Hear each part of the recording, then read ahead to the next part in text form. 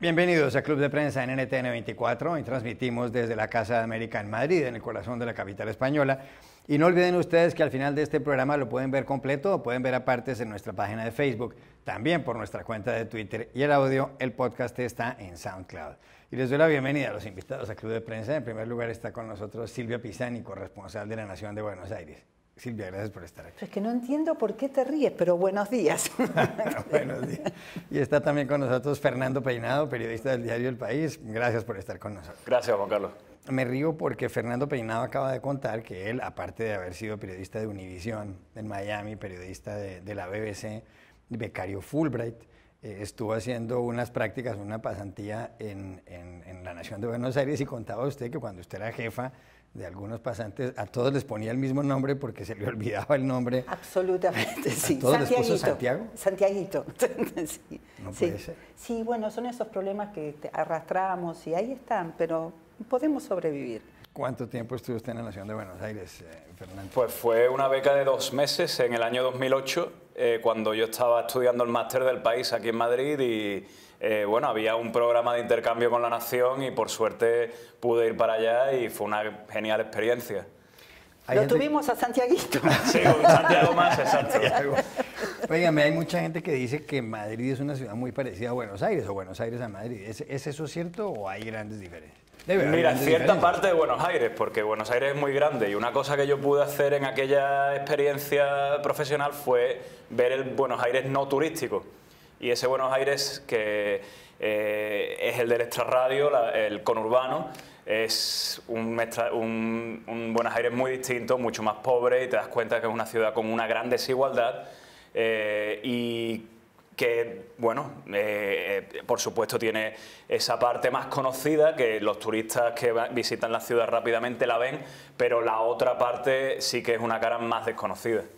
¿Esa parte que los turistas ven, Silvia, es parecida a Madrid? Tiene cosas en común con Madrid en algunas zonas, como todos los extrarradios, ¿no?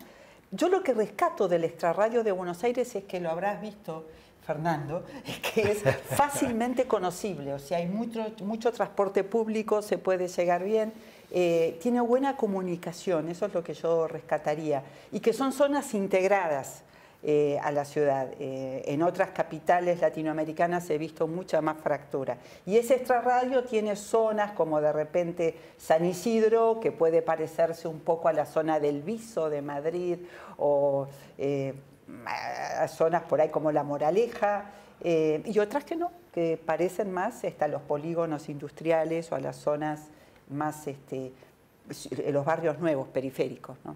Bueno, a propósito aquí de Madrid, ayer nevó en esta ciudad, que cae realmente poca nieve. Las fotografías de los periódicos muestran en portada a Mariano Rajoy, el presidente del gobierno, quien se hacía una selfie en el Palacio de la Moncloa. Había caído nieve, hoy el día está bastante mejor. Pero la noticia principal, Silvia, es económica, está justamente en la portada del País. El Dow Jones sufre la mayor caída en puntos de su historia, está en la portada de Expansión, el diario económico, y aquí, por supuesto, en el diario 5 Días y en otros más. ¿Y qué fue lo que ocurrió? Que ayer el Dow Jones, que es este índice bursátil, que además es una compañía fundada por dos periodistas que eran Charles Dow y Edward Jones en 1882, pues tuvo una caída de 1.175 enteros, es decir, del 4,6% de su valor con respecto al día anterior. Dicen que es la mayor caída de la historia del Dow Jones, y esto además es un problema para Jerome Powell, el nuevo presidente de la Reserva Federal, es decir, el Banco Central o el Banco de la República, que se diría en otros países, o como el Banco de España, que está justamente al cruzar esta plaza de Cibeles. Bueno, ¿por qué se produjo esto? Y uno lee un artículo en la BBC bastante bueno, y dice que lo que ha ocurrido, para que entienda más o menos la gente, porque es un tema bastante complejo para la gente común, es que con los datos sobre el empleo en Estados Unidos, que empezaron a conocerse el viernes, parece ser que allá hay pleno empleo. Realmente en Estados Unidos, simplificando bastante, no hay desempleo, no hay paro, como se diría aquí. Entonces, ¿qué ocurre? Han subido los salarios también para los trabajadores, y esto va a hacer que los trabajadores empiecen a gastar, y por supuesto eso va a subir los precios de los artículos, es decir, va a subir la inflación. Según dice BBC, consultando economistas, aparte de todo esto hay una cierta pérdida de confianza de los inversionistas, y no quieren comprar acciones de las grandes compañías. Y eso es lo que ha producido lo que ocurrió ayer. ¿Qué consecuencias puede tener esto para la economía mundial? Porque no se sabe muy bien y hay gente que dice que incluso no se sabe cuánto pueda durar, otros señalan que tampoco puede ser muy grave. ¿Cuál es su percepción de todo este fenómeno? Que repito, no es fácil de entender. A corto plazo yo diría que no va a haber, no creo que haya, o los expertos no creen que haya efectos a corto plazo en la economía del bolsillo de los norteamericanos. Hay un efecto contagio, los mercados de Oriente ya abrieron y va a haber efecto contagio, o sea, el mercado se lo suele definir como un montón de nervios sin cerebro, o sea, que reacciona y ve algo. La economía cada vez incorpora más elementos de psicología. Yo qué diría, es un dato es un dato preocupante, es un dato que genera inquietud, porque es un cambio de tendencia muy fuerte. No diría, por lo que vemos hasta ahora, que es para entrar en pánico, no. Yo no olvidaría que la bolsa es un lugar de especulación y que donde va la gente a buscar ganancias. Paradójicamente, yo creo que lo que está pasando, a diferencia de lo que pasó hace años, en el 2008, en el colapso financiero de Lehman Brothers, lo que está pasando ahora, por sintetizarlo, es porque a la economía de Estados Unidos le va muy bien. Y cuando le va muy bien, la gente empieza a asustarse y a preguntarse cuándo le va a empezar a ir mal, porque no le puede ir bien tanto tiempo. Claro. Entonces, empiezan a desconfiar y lo que hace la gente es, a diferencia del 2008, hoy hay dinero. Entonces empiezan a ver que hay otras opciones, porque hay indicadores, una posible suba de las tasas de interés. Por decirlo brutalmente, el dinero lo que busca es más dinero. Entonces, si acá creo que esto se sobresaturó, y corrijo, esto es lo que se llama una corrección de mercado hasta ahora, y voy a buscar plata a otro lado. Hay efectos a largo plazo, pero no, hay que ver cuánto dura, si este desplome sigue, posiblemente siga unos días, hay que ver cuántos son esos días, y ahí sí se verá. Por el momento tiene más huele más a corrección de mercado que a señal de cambio de rumbo fuerte, me da la impresión. Dice el análisis de la BCI, perdón Fernando, que claro, como pueden subir, como han subido los salarios, puede subir la inflación, pueden subir los precios y que por eso podrían subir las tasas de interés en Estados Unidos. Incluso cuentan aquí que solo algunas compañías han tenido una gran apreciación, como se llama en el mercado bursátil, que han sido las tecnológicas, Apple y Netflix, Amazon, Microsoft, Facebook. ¿Cuál es su opinión sobre este tema?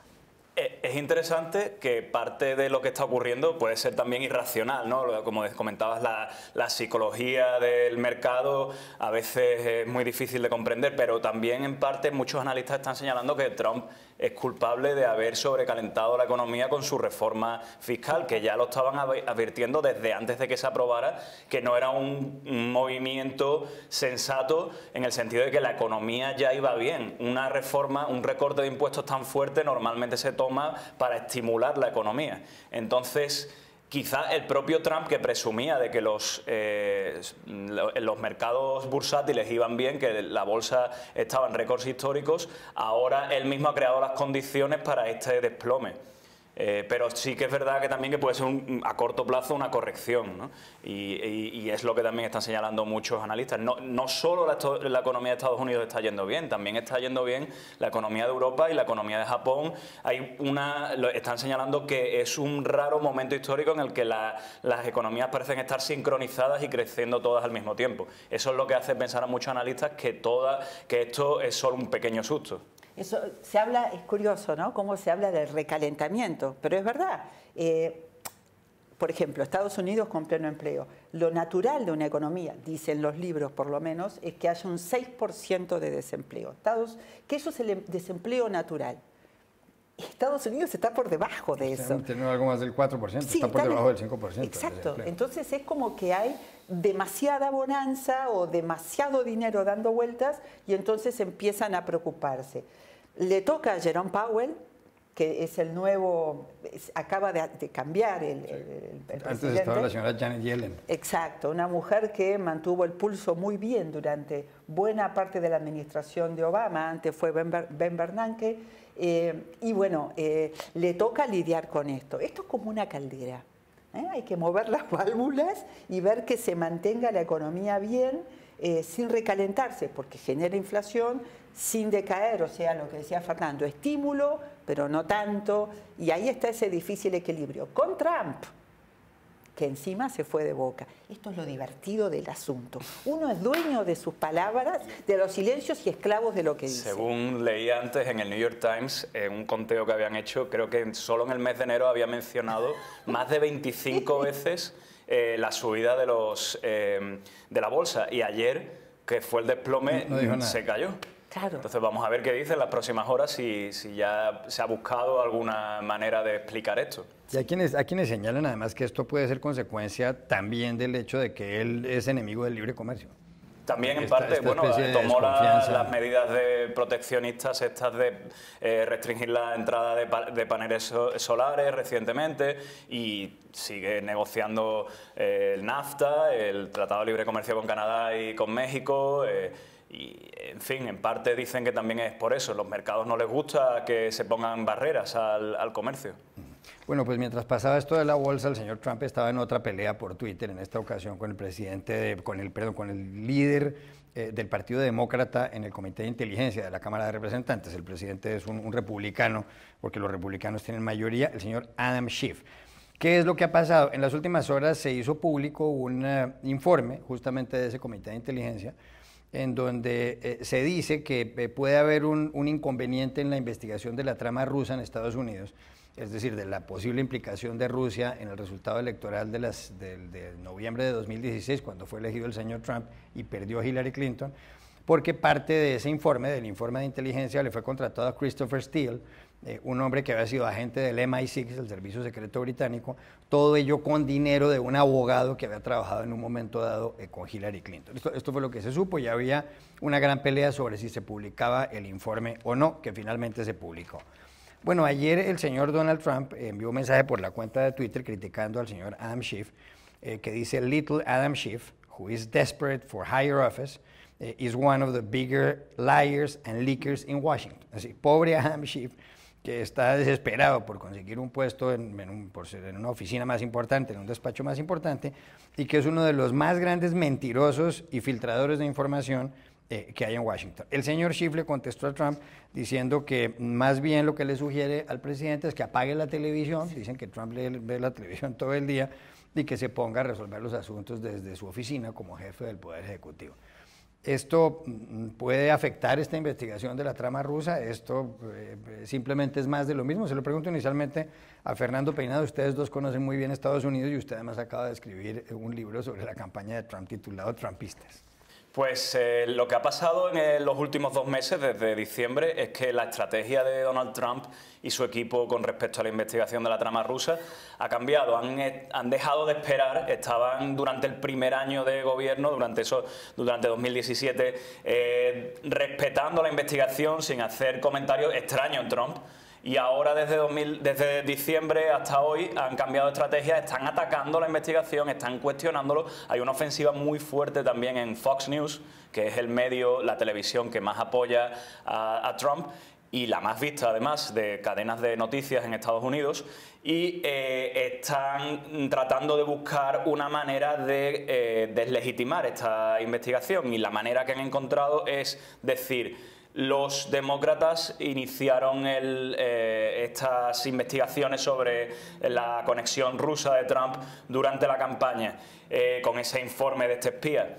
Y según ellos han dicho, el FBI se basó en ese informe pagado por los demócratas, y eso deslegitima toda la investigación, solo por esa conexión. Entonces eso es una manera un poco de confundir las cosas, ¿no? Como si por contacto ya, solamente porque eso lo hubieran tratado los demócratas, ya no tuviera ninguna validez. Entonces ahora los demócratas están esperando a publicar otro memo, desclasificar otro memo que da más contexto que el que publicaron en estos últimos días los republicanos. Y por supuesto, ver que realmente ese inicio de la investigación por el FBI no se basó solo en ese informe, sino que había muchos más motivos. Silvia Pisani. En fútbol esto se llama embarrar la cancha, o sea, cuando no puedes jugar o tienes miedo de jugar un partido, haz lo que puedas por bloquear al otro, aunque seas incapaz de meter un gol, no lo dejes jugar. Yo creo que Trump, bueno, es evidente que están haciendo eso. Cada 2 por 3 salen a trabar la investigación. En este juego sucio de que aparece un memo, aparece otro, se filtra la información, hay que recordar que desde el primer momento, ahora dicen que el germen de la investigación del caso ruso es una fuente demócrata. Bueno, estábamos en un gobierno demócrata. Y yo lo que recuerdo es que ni bien se supo este asunto en plena campaña, tanto el FBI como la Casa Blanca tuvo contactos con la campaña de Donald Trump para decirle que estaba esto y qué tenía que decir. O sea, hubo contactos. O sea que no es que los demócratas jugaron una carta oscura, secreta, no. Hubo un motivo de preocupación real. Guarda que esto puede ser que los rusos estén interviniendo, etcétera, etcétera. Con lo cual, atribuir políticamente, a ver, que hay intereses políticos, sin duda, y que hay algo que huele muy mal en todo el tema ruso, también. Y además, Silvia, hay una cosa que no podemos olvidar, que es que el informe del espía británico, que fue pagado por los demócratas, ojo, primeramente fue pagado por un candidato republicano en primaria, rival de Trump, pero bueno, luego lo retoman los demócratas, pero eso es muy común en las campañas, es lo que llaman allí opposition research, claro, es investigación de oposición, lo hacen los republicanos, lo hacen los demócratas, o sea, no es que estuvieran haciendo nada extraordinario, no por eso significa que fuera algo inventado, que parece que es lo que quiere sugerir en última instancia Trump. No, pero es que el tema está en que, tal como tú dices, investigan para encontrarle algo sucio, o sea, que tiene alguien contratado en negro, alguna una familia paralela, que, no sé, que se dedica a ver fantasmas, lo que sea. Lo que sorprendió es que una cosa es encontrar algo en la vida privada de un candidato, que es el juego sucio o el juego de una campaña, y otra cosa es encontrar, que fue lo que ocurrió, aromas o huellas de una intervención extranjera, que esto era un tema de seguridad nacional. Ahí fue donde cambió de cariz el asunto. Y bueno, obviamente, tratar de minimizar un tema como esto, Trump lo hace por supervivencia, pero era lógico que la investigación siguiera adelante y la asumiera el FBI, porque la duda es qué hay de seguridad nacional acá, y hay cada vez más sospechas, no solo en Estados Unidos, sino en todo el mundo, incluso en Cataluña, de posible intervención o interferencia extranjera en asuntos de campañas políticas. Me pregunta un televidente aquí que usted al hablar de embarrar la cancha, usted que es argentina, ¿de qué equipo es hincha? Del Papa, San Lorenzo. ¿San Lorenzo de Almagro? Sí, hicieron mucha injusticia estos últimos días con San Lorenzo, pues este será otro tema, sí, de San Lorenzo. ¿Por qué es hincha de San Lorenzo? Por tradición familiar, la verdad que de fútbol me gusta muchísimo. ¿Y jugó el Ratón Ayala en San Lorenzo? Jugó el Ratón Ayala, jugó Albrecht, hubo varios grandes jugadores y es un gran equipo, es muy lindo, tiene muy buena gente, la hinchada es una hinchada amable. Y bueno, ahora lo tenemos al Papa también. ¿Y Fernando Peinado es hincha del Betis o del Sevilla? Del Sevilla. Y no tenemos, bueno, estamos ahí en un momento muy irregular, pero bueno, quizá nos clasificamos para la final de la Copa del Rey. Eso suena elegante, estamos en un momento muy irregular. Parece Valdano. Fatal, parece Valdano. Cuando lo echaron del Real Madrid a Valdano, en una rueda de prensa dijo he sido desvinculado del equipo. Ya regresamos a Club de Prensa. Volvemos a Club de Prensa en NTN 24 desde la Casa de América en Madrid. Fernando, es usted el autor de un reportaje que ha aparecido en las últimas horas, hace 24 horas, en el diario El País de Madrid. Se titula, y está en portada además, y se titula $15.000 por un pasaporte venezolano. Y se refiere usted aquí al Servicio Administrativo de Identificación, Migración y Extranjería, el SAIME, que es básicamente el que expide los pasaportes. Ahí fuera de Venezuela hoy día, no se calculan unos 3 millones, 4 millones de personas. En Colombia se habla de más de medio millón, en realidad hay alrededor de 1 millón. Hay varios videos que dan muestra de cómo en esa frontera de 2.000 kilómetros están pasando 35.000 personas diarias. Atención a lo que estoy diciendo, 35.000 personas diarias. Es decir, en 10 días entran 350.000 personas. Incluso ayer hablaban de que posiblemente habría que llamar a la Cruz Roja para que monte un campo de refugiados en la frontera. Pero aquí en España uno sale por las calles y está lleno de restaurantes venezolanos, los camareros son venezolanos, mucho acento venezolano en todas partes, y en la Florida, en donde estaba usted justamente trabajando en la cadena Univisión, pues los conductores de Uber son en un gran porcentaje ya venezolanos y profesionales de Venezuela. Pero toda esta gente tiene un lío, y es que cuando va a pedir un pasaporte, que le expidan un pasaporte en el consulado, hay bastantes dificultades y hay una mafia alrededor de esto. ¿Cómo funciona esa mafia según cuenta usted aquí en el país? Pues este problema de la falta de expedición de pasaportes o la extrema lentitud viene desde 2016, es cuando se agudiza, justamente cuando empieza a salir un mayor número de venezolanos. Entonces ya en Miami había notado que muchísimos venezolanos que conocía allí no tenían un pasaporte, se veían en problemas, tenían un miedo muy grande a la deportación. Vengo aquí a España y me encuentro con lo mismo. Entonces, haciendo un poco de investigación, doy con este señor, Julián Chiara, que él trabajó en la Torre ACO, que es la torre donde se imprimen los pasaportes, donde están las máquinas de impresión. Y él vio muchas irregularidades en la expedición, que en el fondo confirman lo que ya sabemos, porque el mercado de pasaportes, el mercado negro, te pago por un pasaporte por la vía no oficial, cantidades que son a veces muy altas, dependiendo de la desesperación de la persona, es muy grande, y se ve en Twitter estos gestores que son intermediarios entre los funcionarios del SAIME, el servicio de los pasaportes, y los ciudadanos, se publicitan online. Entonces, en el fondo lo que viene a decir es confirmar cómo funciona, visto desde dentro, con alguien que puede hablar porque está aquí y ya no está dentro de Venezuela, cómo estas mafias se organizan entre ellos, se tratan de captar a ciudadanos, venden pasaportes con precios que varían desde 500, 700 dólares dentro del país hasta 2.500, 2.000 dólares fuera o más.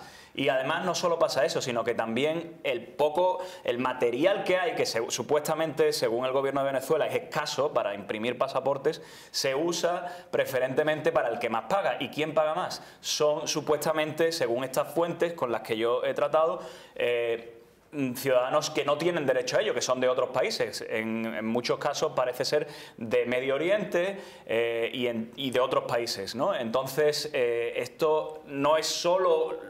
Es una parte más de la corrupción que se está denunciando en Venezuela, porque también hay un mercado negro de alimentos, hay un mercado negro de medicinas y también de pasaportes. O sea que puede haber un presunto terrorista comprando pasaportes de Venezuela. Esto es lo que están señalando algunos expertos y gente conocedora. También entrevisté a Misael López, que era un exfuncionario anticorrupción y trabajó como diplomático en Medio Oriente. Él fue la fuente de un reportaje el año pasado en CNN que denunció estas ventas de hasta 15.000 dólares por pasaportes en Medio Oriente.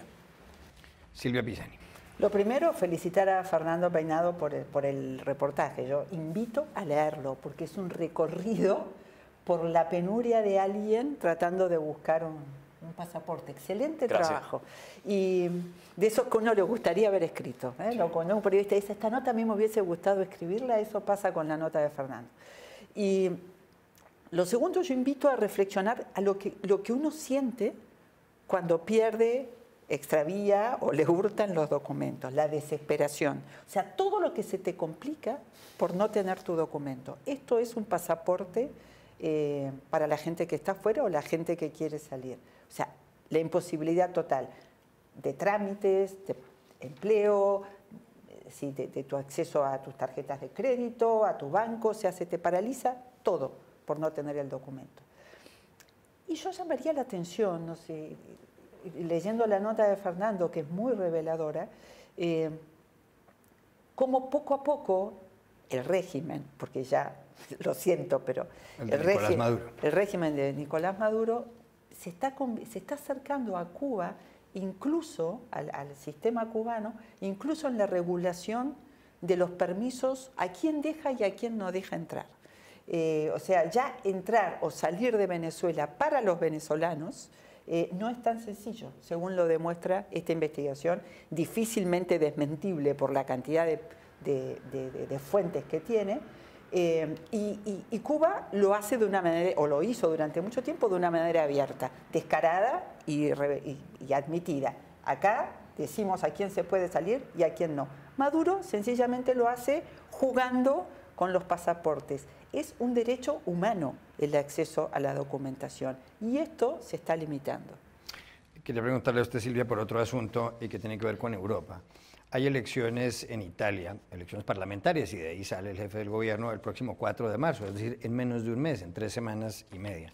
Y aparentemente el partido que va a tener mucha influencia en estas elecciones y que va a ganar es el partido de Silvio Berlusconi. Es decir, Berlusconi aparentemente vuelve. Tiene 81 años, él no puede ser candidato, él no puede estar en una oficina pública, pues porque ha sido convicto, entre otras cosas, por evasión de impuestos, aparte de unos escándalos que tuvo de unas fiestas que organizó, entre otras, con una mujer llamada Ruby Rompecorazones, que era el alias que le daban a esta mujer que estaba con Berlusconi, que además es un hombre multimillonario. Ha habido un problema en los últimos meses en Italia, porque el año pasado entraron 119.000 inmigrantes sin papeles, y en los últimos días hubo un asesinato de una italiana, Pamela Mastropiero, en un lugar llamado Macerata, y además quien atentó contra ella, pues quien la mató fue presuntamente o fue un inmigrante indocumentado. El señor Berlusconi ha señalado que si gana Forza Italia, su partido, que además está aliado con otros dos grupos que son de derecha, la Liga Norte y Hermanos de Italia, pues lo que hay que hacer en ese país es expulsar a 600.000 inmigrantes indocumentados. Y dijo Berlusconi ayer que la inmigración ilegal es una bomba social a punto de explotar. ¿Pueden venir días complicados para los inmigrantes en Italia si llega a ganar Forza Italia estas elecciones? Van a ser días complicados porque además las posibilidades de que Forza Italia, la fuerza de Berlusconi, llegue a una alianza con otras fuerzas en Italia es probable, y que él mantenga, o sea, él se hace llamar el nono, porque tiene 81 años. El abuelo. Sí, el abuelo. Tiene 81 años, es una persona grande con sus problemas de salud, pero está siempre presente Berlusconi. Y aparentemente se va a convertir en una especie de padrino. Él no puede, o sea, acordémonos de que en Italia el sistema es parlamentario. Es el Parlamento el que después hace sus acuerdos y elige a un presidente. Es muy posible que el partido de Berlusconi llegue a un acuerdo con el de Matteo Renzi, que es una izquierda moderada, o sea, una derecha. Que fue primer ministro. Exacto, una derecha con una izquierda moderada para frenar a los antisistemas que están creciendo mucho. Es posible que esto ocurra. Y si esto ocurre, es el discurso populista más evidente, esto de ir contra la inmigración. Sí, es posible que esto ocurra y que Italia nuevamente tenga a Berlusconi en la sombra dirigiendo sus destinos. El hombre que no cansa, o sea, siempre se está hablando de Berlusconi, es la sombra en la política italiana. Fernando Peinado. Una cosa que es alarmante es que este asesinato el otro día, sí, el tiroteo contra los nigerianos que venía después del asesinato a esta chica, ese fue en parte, o sea, se produce en un contexto de declaraciones xenófobas y como líderes que están aliados con Berlusconi diciendo que si está en peligro la raza blanca, lo dijo el candidato a la Lombardía, ¿verdad? Entonces, ahora, después de este incidente, en lugar de reconocer culpas o bajar el tono, Berlusconi y los suyos han seguido calentando el caldero y parece que ven esa rentabilidad de hablar de inmigración y seguir calentándolo, una rentabilidad electoral, ¿no? Y esto es muy peligroso para lo que queda de mes electoral en Italia. Ya regresamos a Club de Prensa. Volvemos a Club de Prensa en NTN 24 desde la Casa de América de Madrid. Silvia Pisani, hay sondeo sobre política en este país. El año entrante, a mediados del año entrante, alrededor del mes de mayo, debe haber elecciones a las alcaldías. El presidente del gobierno central español, Mariano Rajoy, está en el poder desde el año 2011. Ha habido una crisis política muy seria en Cataluña. Desde que el pasado 1 de octubre se convocara un referendo independentista, considerado ilegal por el Tribunal Constitucional. Como consecuencia de eso, el gobierno central español, el de Rajoy, puso en marcha el artículo 155 de la Constitución, asumió unas competencias del gobierno regional y convocó elecciones autonómicas en esa comunidad autónoma en Cataluña el pasado 21 de diciembre. Lo que ocurrió ahí entre independentistas y no independentistas, simplificando, es que quedaron empatados, pero los independentistas tienen más votos o más escaños y entonces pueden elegir a un gobierno regional, a un presidente regional, al presidente de la Generalitat. Ahora hay un pulso porque lo que pretenden algunos independentistas es que vuelva a ser presidente de la Generalitat Carles Puigdemont, el hombre que convocó el referendo anterior. Puigdemont está huido de la justicia española en Bruselas. Bien, como consecuencia de todo esto, y teniendo en cuenta también la circunstancia de que el partido que consiguió más votos en Cataluña fue Ciudadanos, un partido nuevo, recientemente creado, encabezado por Albert Rivera, pues se produce este sondeo en términos generales del Centro de Investigaciones Sociológicas, que es muy prestigioso en España. ¿Qué dice este sondeo? Que si las elecciones fueran hoy, el Partido Popular de Mariano Rajoy obtendría el 26,3% del respaldo, tiene una caída del 1,7% con respecto al sondeo anterior. El segundo en intención de voto es el Partido Socialista Obrero Español, tradicional rival del PP, que lograría el 23,1%. Seguido por Ciudadanos, y esta es una novedad, que lograría el 20,7% y sube un 3%, sube 3 puntos. Y al cuarto lugar cae Podemos, el partido de Pablo Iglesias. Repito las cifras, el PP 26,3%, el PSOE 23,1%, Ciudadanos el 20,7%, Podemos el 19%. Y el que más sube es Ciudadanos, el partido de Albert Rivera.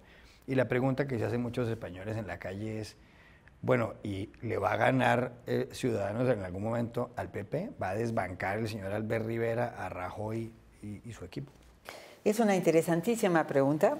Esa encuesta se puede leer de tantas maneras que podemos estar horas viéndola, ¿no? Lo primero que uno dice de las encuestas es una foto.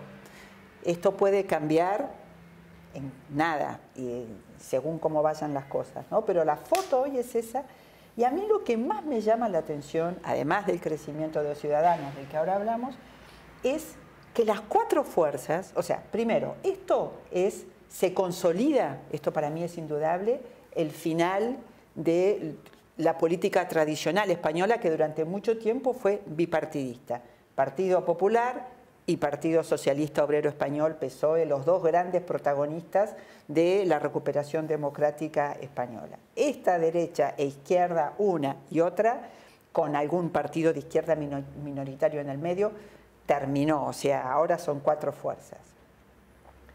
Cuatro fuerzas que caben en una baldosa, porque están... la distancia entre el Partido Popular, que es el que va primero en intención de voto, y Podemos, es de nada más que 7 puntos. O sea, están todos metidos ahí, o sea que uno puede subir, bajar, es bastante apretada la situación. Y lo llamativo sí es el crecimiento sostenido de Ciudadanos. Ciudadanos, que es una fuerza de centro-derecha, ¿no? La podemos tildar de esa manera, muy pragmática. Desde luego no está, o sea, una cosa que no se ve en España es, ahora que hemos comentado Italia hace un momento, el radicalismo, ¿no?, contra los inmigrantes, ese lenguaje xenófobo que por suerte en este país no se ve, por lo menos en los partidos principales. Tal cual, es un excelente apunte. Entonces, el crecimiento de Ciudadanos,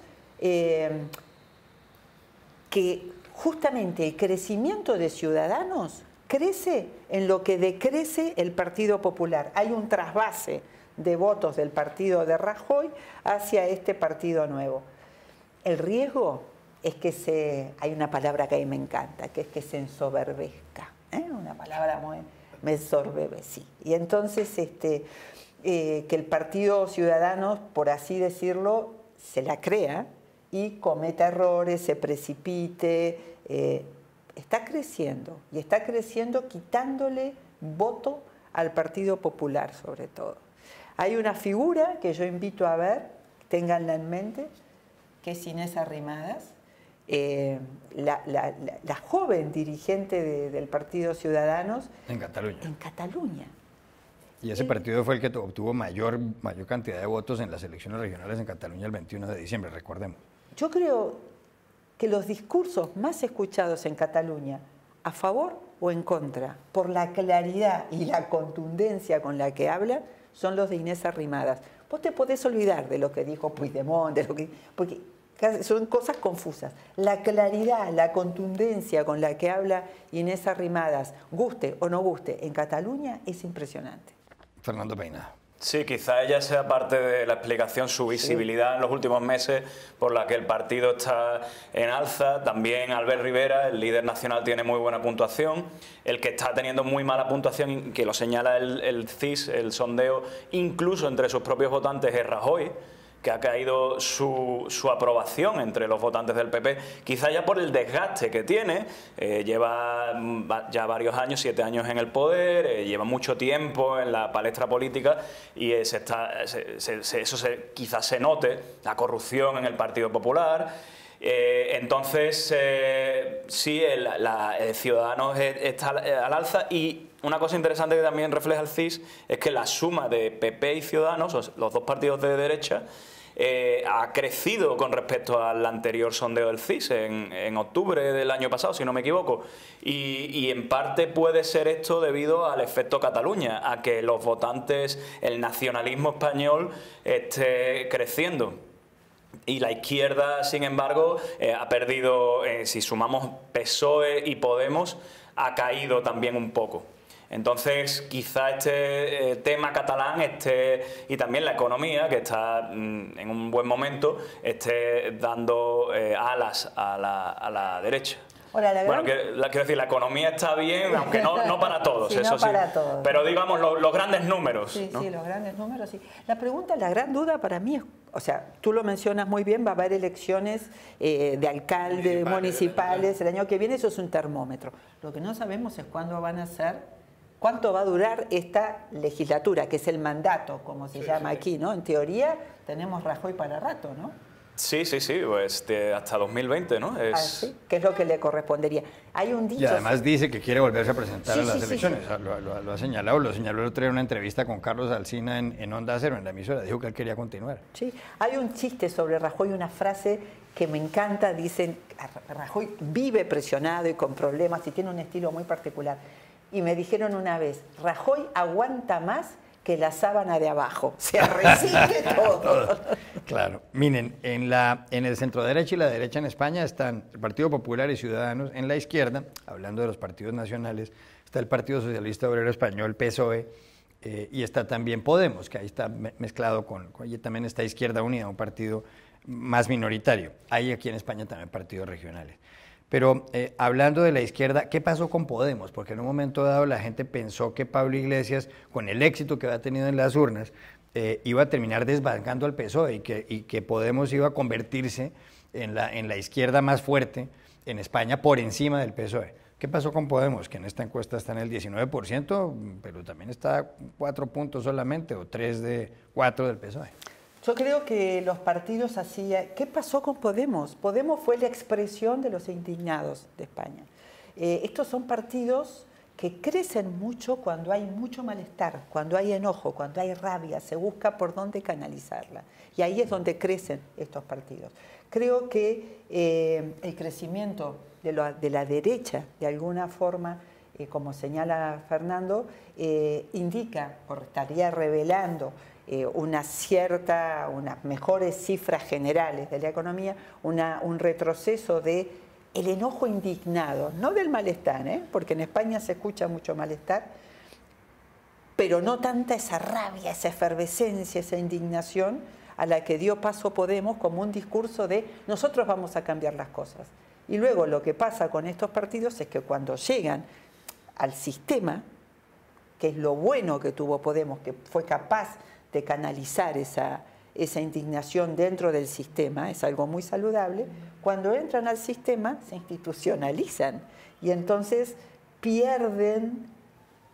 corren el riesgo de perder, y creo que ha pasado esa voz de enojo. Es una paradoja, son la voz del enojo. España fue capaz de canalizar ese enojo sistemáticamente en un sistema político, y al sistematizarse y entrar en la rutina de ser parte de lo que ellos llaman la casta, porque lo son,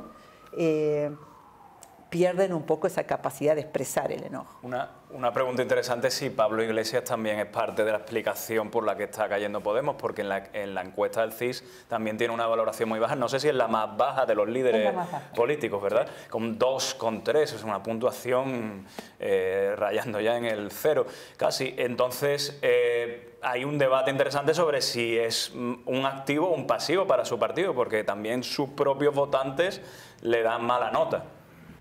Otro asunto, último asunto de este segmento ya, y tiene que ver con Francia, país vecino de España. El señor Emmanuel Macron, que es el presidente francés, habló recientemente en el Palacio de Versalles que quiere hacer unos cambios en la Constitución, y él además tiene mayorías en la Asamblea Nacional, en el Parlamento. Por ejemplo, él quiere reducir en 1/3 los diputados y cambiar las reglas de la proporcionalidad en las elecciones, que es una regla bastante compleja, que según muchas personas no es justa a la hora de los comicios franceses. Pero ha habido cierto rechazo a las reformas constitucionales que propone el señor Emmanuel Macron, y entonces ha decidido aparentemente convocar un referendo. Los referendos en Francia son peligrosos. En un referendo, pues la gente echó al señor Charles de Gaulle, que había sido el héroe en la Segunda Guerra Mundial. Incluso criticaron a Macron por esta comparecencia que hizo en el Palacio de Versalles, porque decían que él se sentía como Luis XIV, el rey Sol, y que era una especie de emperador. Antiguamente, hasta el año 2008, los presidentes de los últimos tiempos no podían ni siquiera hablar con los legisladores. En esta ocasión, ya con unos cambios que hizo Nicolás Sarkozy, anterior presidente, sí se puede.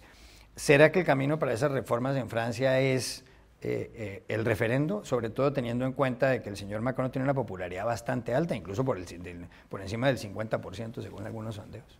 No es extraño, los referéndums en Francia son peligrosos, pero han sido frecuentes, ha habido varios en los últimos años, como también es frecuente que se reforme la Constitución. O sea, Sarkozy, presidente hace poco, hizo algunas modificaciones. Macron llegó al gobierno con un partido muy transversal, tocando todos los sectores de derecha, de izquierda, con un mensaje que era moralizar la política. Para él esto es una de sus prioridades. Y las reformas que quieren hacer parecen saludables. O sea, en Francia, por ejemplo, hay un tribunal para juzgar a los ministros que cometan atropellos, que lo integran legisladores. No suena bien esto. O sea, me parece raro, ¿no? ¿Por qué no van a un tribunal común y corriente? Quiere reducir la cantidad de legisladores. ¿Saben cuántos legisladores integran la Asamblea de Francia? Yo casi me desmayo. 915, que llevan a sus familiares y que traen a su hijo y a su mujer. Y la verdad, por eso cayó François Fillon, el candidato de la derecha en las últimas elecciones. La gente en Francia está cansada, o sea, siente descrédito, siente que la clase política se está convirtiendo en lo que Pablo Iglesias llama una casta. Entonces, yo creo que para Macron es muy importante esto y no creo que le tenga miedo a un referéndum. 30 segundos, Fernando. No, lo que sí parece es que no sabemos si la Constitución le permite hacer ese referéndum saltándose al Parlamento, ¿no? Donde tiene la oposición de los republicanos. Entonces, en esa cuestión técnica, jurídica, es donde quizás se decida, ¿no? ¿Qué pasa? Ya regresamos a Club de Prensa. Volvemos a Club de Prensa en NTN 24 desde la Casa de América de Madrid para despedirnos porque se acabó el tiempo. Gracias, Silvia Pisani, por haber estado acá. Fernando Peinado. Y a ustedes los espero mañana nuevamente en Club de Prensa.